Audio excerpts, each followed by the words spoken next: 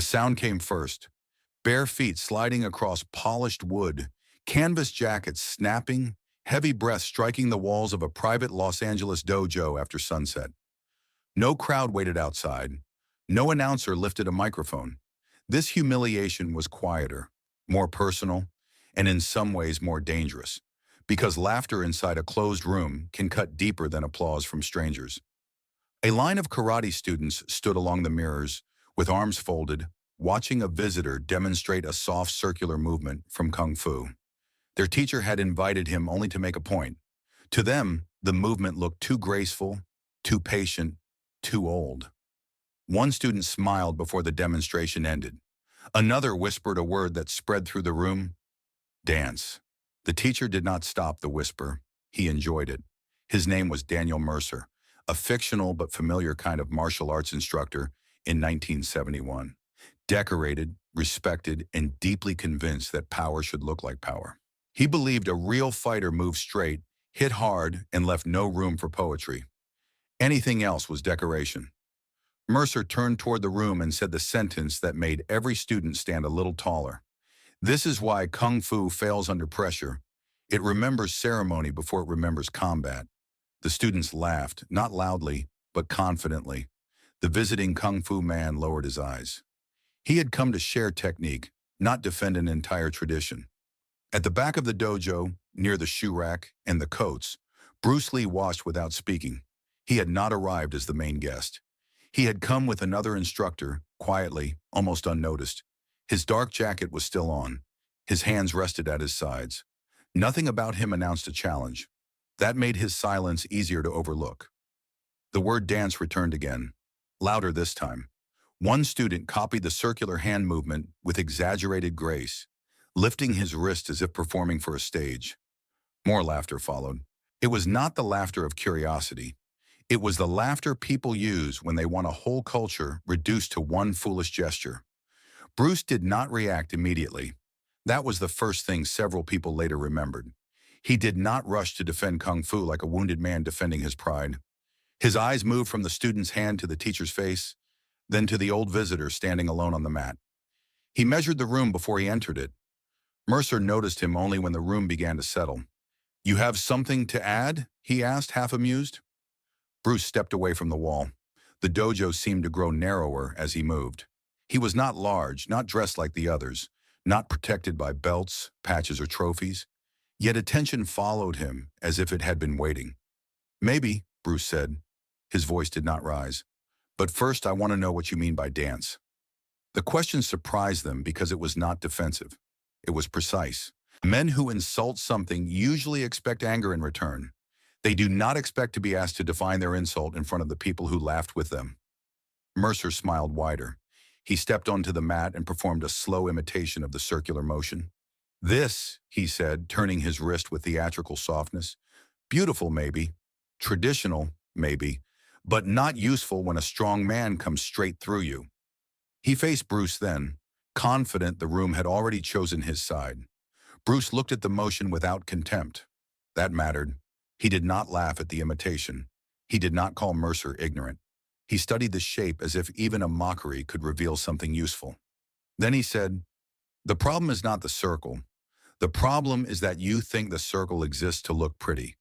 A few students shifted their weight. Mercer's smile hardened.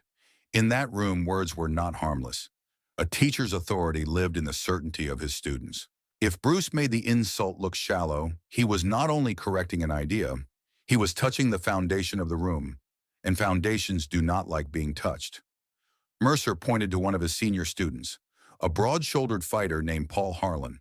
Paul was 27, powerful, disciplined, and proud of a right hand that had ended many sparring sessions early. He stepped forward with the confidence of a man chosen to demonstrate reality. His friends made room for him before anyone asked. "Paul," Mercer said, "come straight in. No tricks, no ceremony. Show our guest what pressure means." Paul nodded once. He did not look cruel. He looked certain. Certainty can be more dangerous than cruelty because cruelty knows it is ugly. Certainty believes it is helping the truth reveal itself. Bruce removed his jacket and folded it slowly. The movement quieted the room again. There is a kind of calm that people mistake for weakness until it begins controlling the pace of everyone else's breathing. Bruce placed the jacket on a bench, stepped onto the mat, and stood with his feet almost casually placed beneath him. Paul raised his guard. Bruce did not. That bothered the students. A guard was visible proof of readiness. Without it, Bruce looked almost disrespectful. Mercer crossed his arms as if the lesson had already arranged itself. The old kung fu visitor watched from the side, still embarrassed, but now with something sharper than shame in his eyes. "Come straight," Bruce said, "as your teacher asked." Paul glanced at Mercer, received a nod, and lunged. His first attack was not wild. It was trained, heavy, and honest. The right hand drove forward with the expectation that anything standing in front of it would either block, retreat, or break. Bruce did none of those things. He moved half a step, no more. His shoulder disappeared from the line of force. His lead hand touched Paul's wrist, not to hold it, but to borrow its direction. The circular motion everyone had mocked appeared for less than a second, too small to look ceremonial, too practical to look beautiful. Paul stumbled past him, not far, not dramatically, but enough for every student to see the punch had not landed where it was supposed to land. Bruce did not strike him. He simply stood beside him, close enough to touch his ribs, his throat, or the back of his neck. The room understood the mercy before it understood the technique. Mercer uncrossed his arms. "Again," he said. This time his voice had less amusement in it. Paul reset his stance, embarrassed now, which made him heavier. Embarrassment is weight. It presses into the shoulders, tightens the jaw, and convinces a fighter to prove what he should simply observe. Paul came in faster. Bruce let him. The circle came again, but not as decoration. It was a door closing from one side and opening from another. Paul's force traveled where Bruce allowed it to travel. Before Paul could recover, Bruce's fingers rested lightly against his chest, exactly over the sternum, calm as a punctuation mark. "Stop," Bruce said. Paul froze because he felt what the others only saw. He felt how close the answer had been. Not close like a punch almost landing, but close like a blade already touching cloth. Bruce removed his hand and stepped back. There was no celebration on his face. The students were quiet now, but not convinced. People do not surrender certainty all at once. They bargain with it. Maybe Paul was surprised. Maybe Bruce had tricked him. Maybe a circle worked once because the angle was strange. The mind protects pride by offering excuses faster than the body can gather evidence. Mercer heard those excuses without anyone saying them. He stepped forward himself. That changed the room. Teachers are supposed to explain from safety. When a teacher enters the test, every student feels the risk. Mercer tightened his belt, rolled his shoulders, and looked at Bruce as if respect would have to be forced from him. "Against me," Mercer said. "No soft movement. No dancing." Bruce nodded. "Then do not dance," he answered. The line landed strangely because it gave nothing for anger to grab. Mercer wanted a debate about tradition.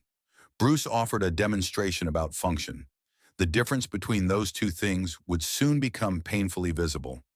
Mercer attacked with a front kick first, sharp and direct, the kind of kick meant to claim space before hands could follow. Bruce shifted outside the line and touched the kicking leg with a small redirecting motion. Again the circle appeared, but it had no theater inside it. It was geometry under pressure. The kick missed. Mercer landed slightly turned, and Bruce was already at his shoulder. A short sound escaped the students. Not a cheer, not a laugh, but the involuntary breath people make when the expected picture fails. Mercer swung an elbow backward. Bruce was not there. He had moved with the absence of wasted intention. Mercer reset faster than Paul had. He was experienced enough to know danger when it stood beside him. He moved again, this time combining a jab, a low step, and a heavy right. Bruce's hands opened and closed around the attack without grabbing. Each touch changed only a little. Together, those little changes destroyed the whole line. By the end of the exchange, Mercer's right hand had passed across empty air. His weight had drifted too far forward, and Bruce stood inside the place where Mercer believed he had control. Bruce's palm hovered inches from Mercer's jaw. No strike landed. No strike was needed. The room saw the ending without seeing damage. "That is dancing?" Bruce asked. The question contained no sarcasm, which made it harder to answer. Mercer stepped back, breathing through his nose. His students watched him carefully now. They wanted him to laugh, to explain, to restore the old certainty. But his face had begun doing something more honest. It had begun thinking. Bruce walked to the center of the mat and lifted his hand in the same circular shape Mercer had mocked. "A movement is not weak because it is round," he said. "A movement is weak when the person using it does not understand why it exists." His hand turned slowly, and for the first time nobody laughed. He asked Paul to throw another straight punch, slowly this time. Paul obeyed with humility he had not possessed 10 minutes earlier. Bruce guided the arm just enough for the room to see the structure. "Here," he said, "the circle is not decoration. It receives. It changes direction. It keeps me from meeting force with force." Then Bruce asked Paul to speed up. The same movement became smaller. The students leaned forward because the lesson was disappearing into efficiency. That was the point. Real technique often becomes invisible when it begins working properly. What looks dramatic in practice must become quiet in danger, or else danger will punish it. Mercer watched without interrupting. His authority had not vanished, but it had been forced into a different posture. He could no longer stand above the lesson, he had to stand inside it. Bruce turned toward him and said, "You are not wrong to value directness, but directness without listening becomes collision." The word listening sounded strange in a dojo full of fighters. Yet everyone understood it in their bodies. A good fighter listens with the feet, with the eyes, with the skin of the forearm, with the smallest change in another man's shoulder. To listen is not passive. Sometimes it is the fastest way to arrive. Bruce demonstrated again, this time asking 3 students to attack one at a time. He did not destroy them. He redirected them, touched them, stopped them, and released them before humiliation could become cruelty. That restraint confused the room more than violence would have. Anyone can win and make another man small. Few can win and leave him intact. The first student came with a punch and found himself turned toward the mirror. The second stepped in with a kick and felt his balance stolen by a touch at the hip. The third rushed too quickly and met nothing but empty space. Then Bruce's hand resting lightly between his shoulder blades. Each exchange lasted less than a breath. Each one made the mocked movement harder to mock. The circle was no longer an ornament. It was an answer to force that refused to become force in the same way. It was not softness instead of power. It was power refusing to be trapped in one shape. Mercer's students looked at their teacher differently. That was painful for him. Not because they had lost respect, but because their respect was now asking him to grow. A teacher can survive being beaten. It is harder to survive being shown where certainty had become laziness. Bruce saw the change and did not press it. He could have embarrassed Mercer completely. He could have made the room laugh in the opposite direction. He could have turned insult into revenge and called it justice. Instead, he stepped back and gave the teacher space to remain a teacher. Mercer looked at the old kung fu visitor standing near the wall. The man had not moved since the laughter began. His face carried the patience of someone who had been insulted too many times to spend energy on every insult. Mercer lowered his eyes for a moment, then looked back at Bruce. "I was wrong about the movement," Mercer said. The sentence was quiet, but in a dojo, quiet words can land harder than a shout. His students heard it. Paul heard it. The visiting instructor heard it. Bruce heard it and gave no sign of victory because the moment was not about making Mercer small. "Wrong is not the problem," Bruce said. "Staying wrong because pride enjoys the shape of itself, that is the problem." Mercer absorbed the words with visible difficulty. They were not soft words, but they were not cruel either. Bruce often had that effect. He could cut without wanting to wound. The room changed again. Earlier, its silence had been judgment. Now it became attention. Students who had laughed at a handshake began asking why the wrist turned, why the elbow stayed heavy, why the body stepped offline instead of backward. Curiosity replaced mockery, and curiosity is where real training begins. Bruce did not give them a mystical answer. He hated mystical fog when clarity was possible. He explained structure, timing, economy, distance, relaxation, and intent. He showed how a beautiful movement becomes useless when performed for approval, and how a simple movement becomes beautiful when it survives pressure. He asked Mercer to attack slowly once more. This time Mercer did not perform certainty for his students. He tested, he felt, he listened. Bruce guided the attack, then stopped halfway. "There," he said, "you felt the difference." Mercer nodded before pride had time to argue. The body had answered before the ego prepared a speech. Paul asked the question nobody else wanted to ask. "So is karate wrong?" Bruce turned toward him quickly. "No," he said. "Karate is not wrong. Kung Fu is not right because of its name. A name cannot fight. A style cannot save you if you hide inside it." That answer did more to disarm the room than the demonstrations had. The students had expected Bruce to defend one tribe against another. Instead, he attacked the prison that tribes build around movement. He was not asking them to worship Kung Fu. He was asking them to stop worshiping certainty. Mercer walked to the mirror and looked at his own reflection for a moment. The belts on the wall behind him suddenly seemed heavier. Every symbol of achievement can become useful or dangerous depending on what a man does with it. A belt can remind him to train. It can also convince him he has arrived. Bruce noticed the trophies too. "Awards remember yesterday," he said. "They do not protect you today." No one answered. The line was too simple to argue with and too true to ignore. Mercer breathed out slowly, as if releasing a version of himself he had defended for years. The old Kung Fu visitor finally stepped forward. He bowed slightly to Mercer, not as a surrender, but as an invitation. Mercer hesitated, then returned the bow. The students watched the gesture with more attention than they had given some of the fighting. Respect, when it is repaired publicly, teaches faster than lectures. Bruce stepped aside as the two instructors faced each other. He had entered the room because disrespect had narrowed it. Now he wanted the room to widen again. That was another part of his strength people often missed. He did not only break false ideas. When possible, he made space for better ones to stand. Mercer asked the old visitor to show the movement again. This time nobody laughed. The same circular hand motion traveled through the air, but the room had changed, so the motion changed with it. Earlier it had looked like a relic. Now it looked like a question the room had been too arrogant to understand. The visitor explained how the movement trained sensitivity, angle, and timing. Bruce added only a few words, never stealing the lesson. He let the older man regain the dignity that laughter had tried to remove. Paul watched closely. The student who had mocked the movement watched even closer. That student was named Eddie in the story, and his laughter had been the sharpest at the beginning. He now stood near the mirror with his arms no longer folded. Shame had lowered his eyes, but Bruce did not let him hide there. "Come here," Bruce said, not harshly. "Bring your question with you." Eddie stepped onto the mat. "I don't have a question," he said. Bruce looked at him for 1 second too long. "Then bring your honesty." The room felt that line. Eddie swallowed.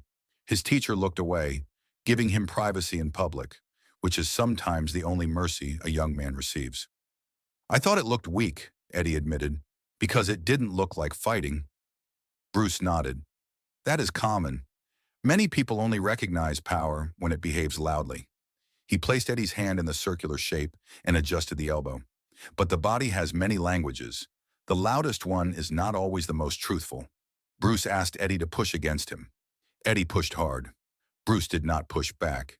He turned, softened, and stepped. Eddie's force slid away from its own intention, leaving him overextended and confused. Bruce stopped him with a light touch and said, "You see, I did not defeat your strength. I removed its address."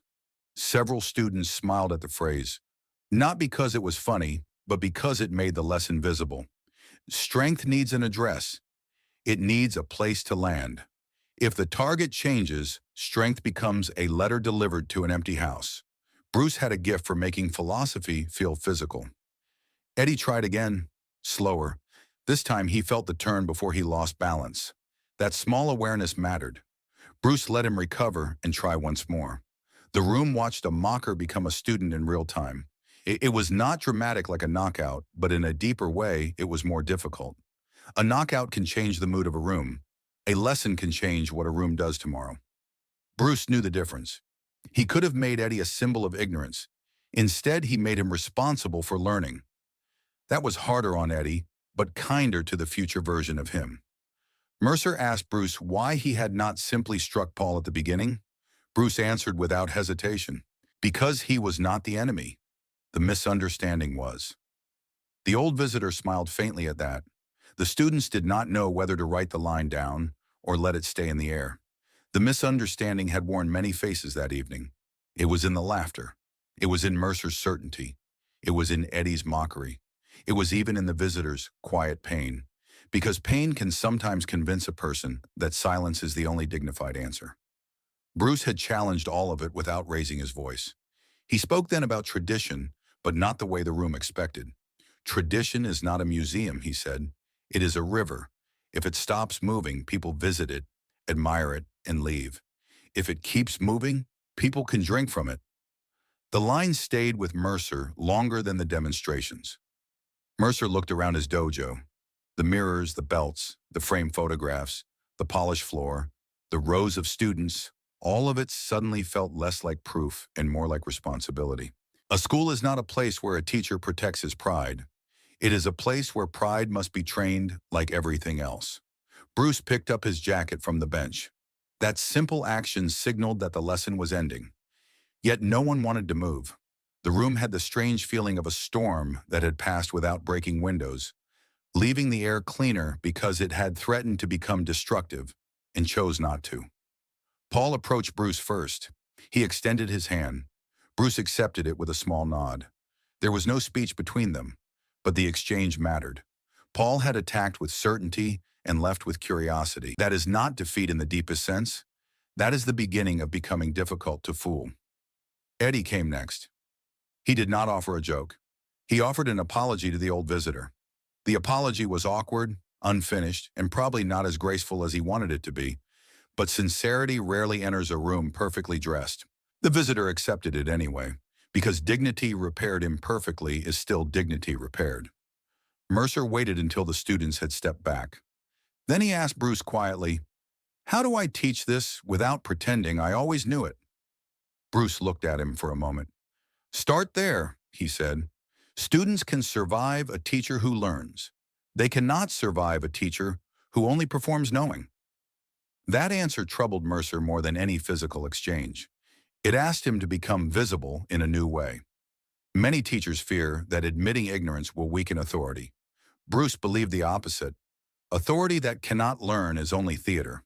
Authority that learns becomes example.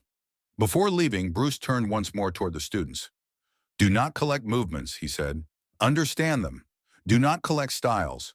Express yourself honestly through what works, and do not laugh at what you have not tested." Nobody wrote the words down, but several remembered them years later. The dojo did not transform into a kung fu school overnight. That would have been a childish ending. Mercer did not abandon karate. Paul did not become a philosopher by morning. Eddie did not suddenly become humble forever. Real change rarely behaves like a movie scene. It arrives in small corrections, repeated honestly. But something did change. The next time a guest demonstrated an unfamiliar motion, the room watched longer before judging. The next time a student laughed too quickly, another student told him to test before mocking. The next time Mercer explained directness, he also explained listening. Bruce had not conquered the dojo. He had adjusted its direction. That was often the deeper power of his presence. People remember the speed, the kicks, the sudden stops, the famous lines. They should. Those things mattered. But his real force was not only in how quickly he could touch a man, it was in how quickly he could expose the lie a room was protecting. In that dojo, the lie was simple. If something looked soft, it must be weak. Bruce broke that lie without anger. He did not need anger because anger would have made the room defend itself. Calmness entered through the cracks. Pride did not know it had left open.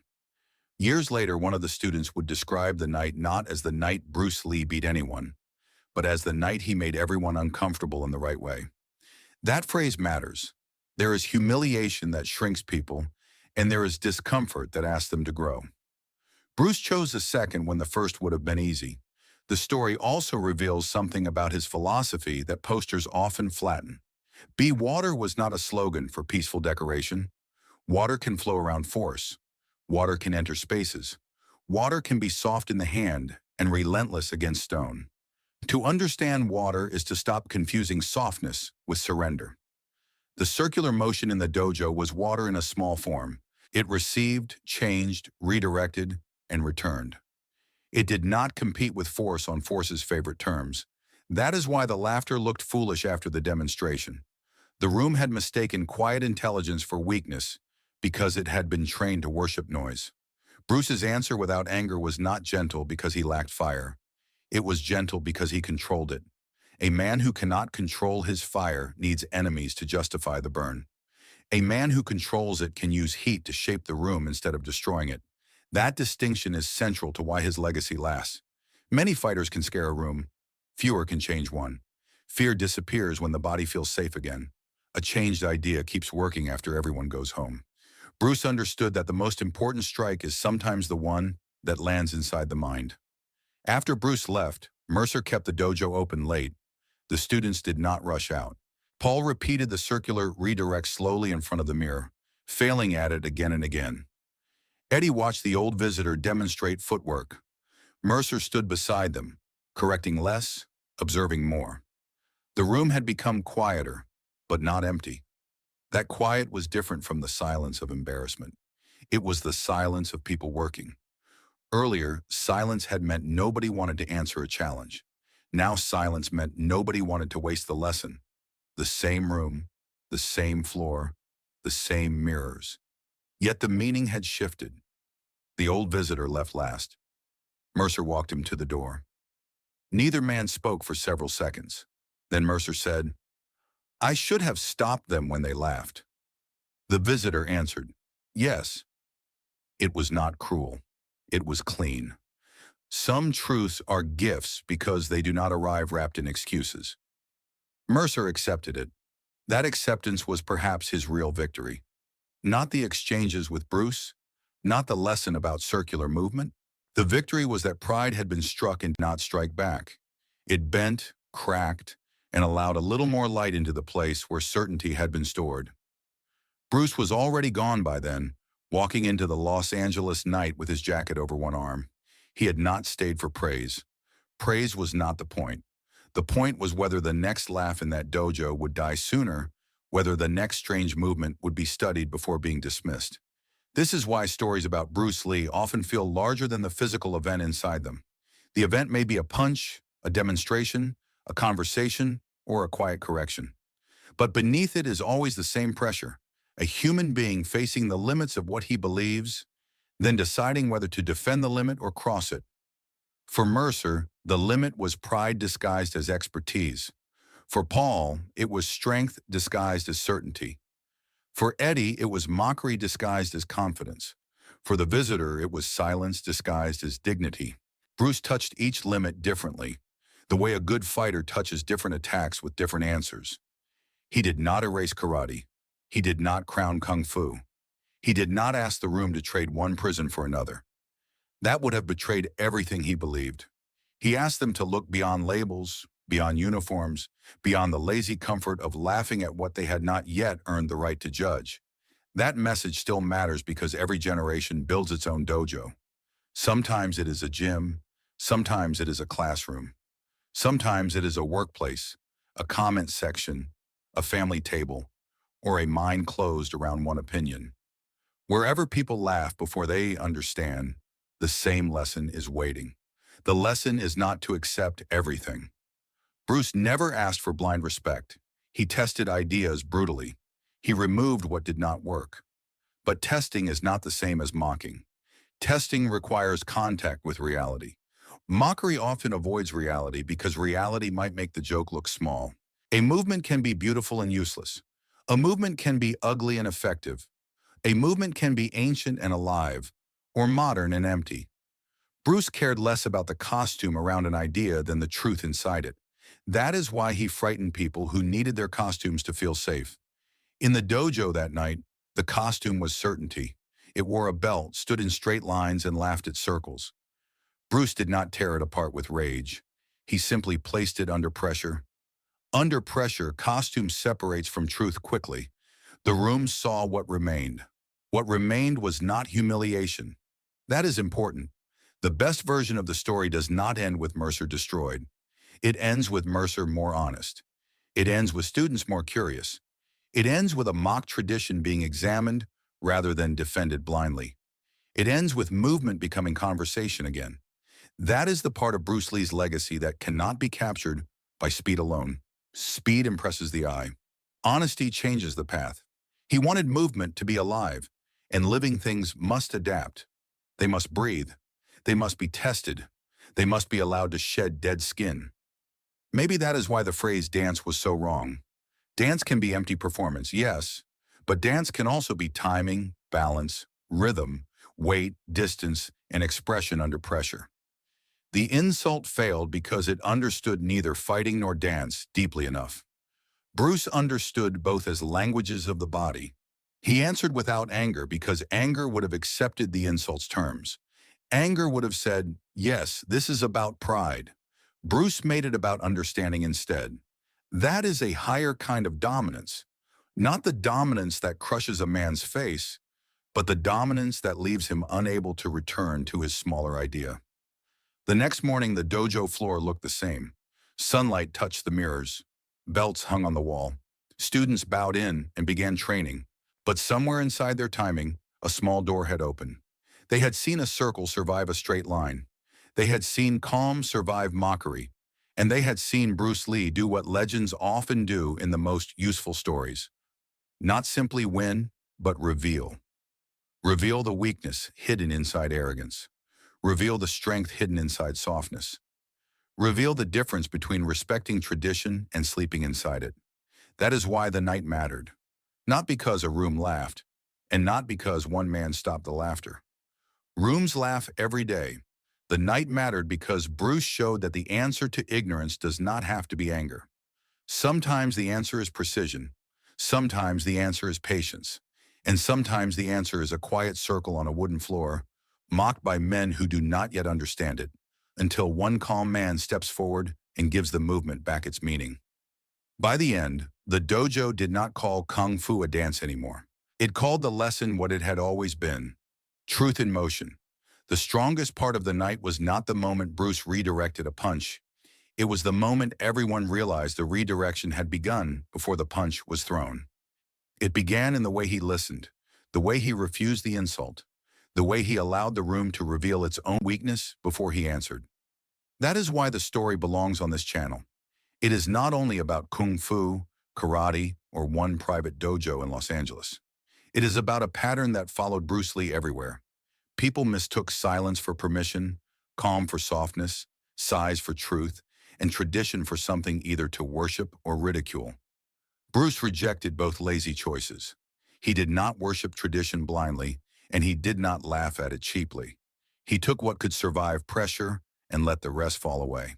That made traditionalists uncomfortable and modern fighters uncomfortable, because both groups sometimes prefer a simple enemy to a difficult mirror.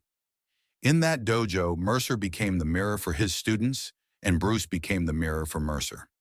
Nobody enjoyed what the mirror showed at first.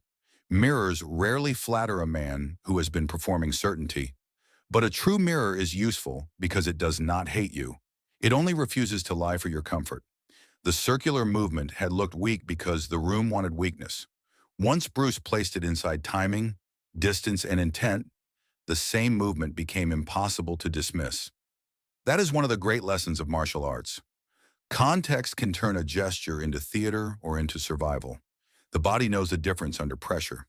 By the end of the night, Eddie no longer copied the movement as a joke.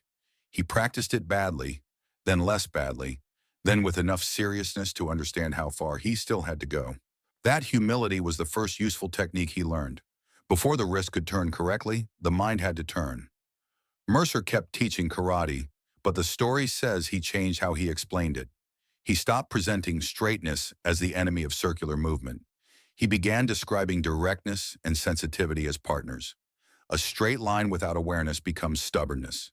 A circle without purpose becomes decoration. Together, they can become living movement.